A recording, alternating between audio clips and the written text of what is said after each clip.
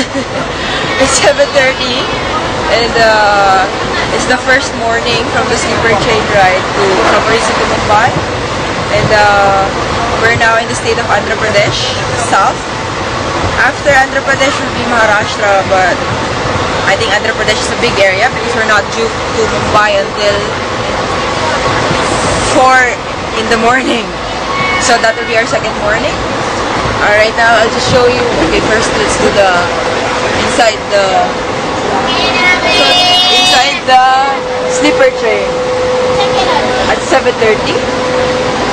Not too many people now, unlike last night. The pretty girl in pink. We have a Kela seller, banana seller, which is our breakfast today.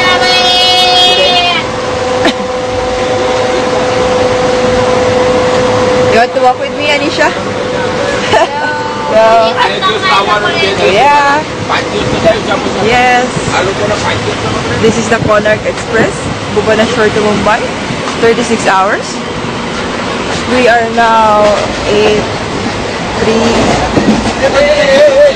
we are now 17 hours on the train, and a few more to go, a few more to come. Sorry, I can give you a view of oh, this is the pantry car. I don't want to see the pantry car.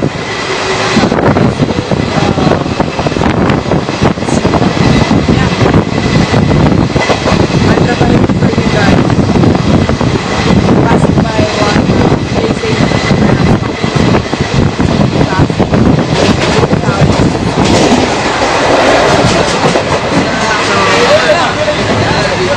I hope the rest of the journey will be as good as it was today, last night, and I hope that the time will pass fast. Alright? So, I need to find my berth again.